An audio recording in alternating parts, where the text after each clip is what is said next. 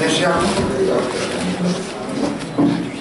les institutions chargées de la proclamation des résultats de l'élection présidentielle du 25 avril 2015 se liguent une fois encore pour parachever un coup de force électoral planifié de longue date par le régime RPT uni et son candidat Faure Gnassingbé. Les résultats proclamés ce mardi 28 avril 2015 par le président de la CENI sont des résultats frauduleux qui n'ont rien à voir avec ceux compilés par le Centre informatique de CAP 2015 et qui proviennent des procès-verbaux de bureau de vote en notre possession. En effet, les procès-verbaux des CELI, dans le ressort desquels les résultats ne présentent pas d'anomalie majeure, pas d'irrégularité majeure, nous donnent largement vainqueurs.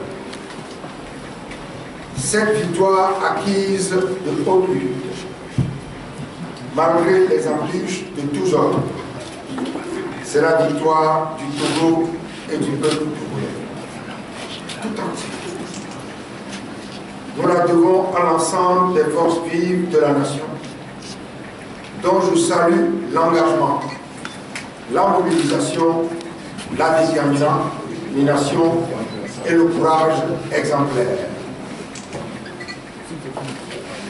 Nous la devons également à la coalition CAP 2015, mise en place grâce à des initiatives convergentes qui ont permis de fédérer les ressources et les énergies d'acteurs politiques avisés.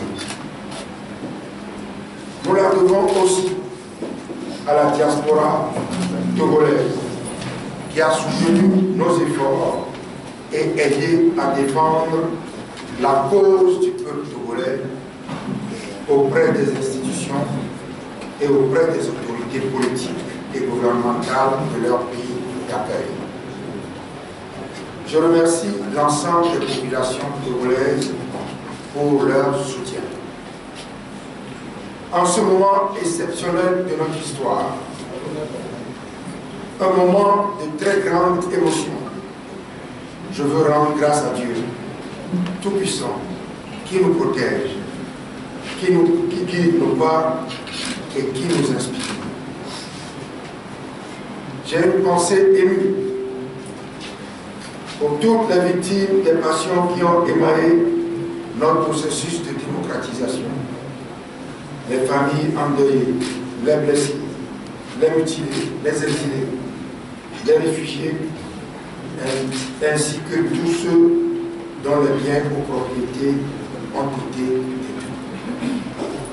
Mes chers compatriotes, ce énième coup de force ne passera pas.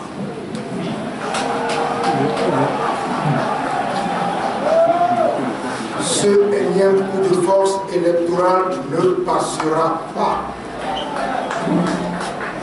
C'est pour nous tous un devoir impératif, un devoir sacré, un devoir constitutionnel de nous mobiliser résolument et massivement pour faire échec à ce crime contre la souveraineté nationale. Il appartient à chaque peuple d'écrire son histoire sans compter sur d'autres. Le peuple togolais se doit d'écrire la sienne en prenant courageusement son destin en main. Dieu bénisse le Togo. Je vous remercie.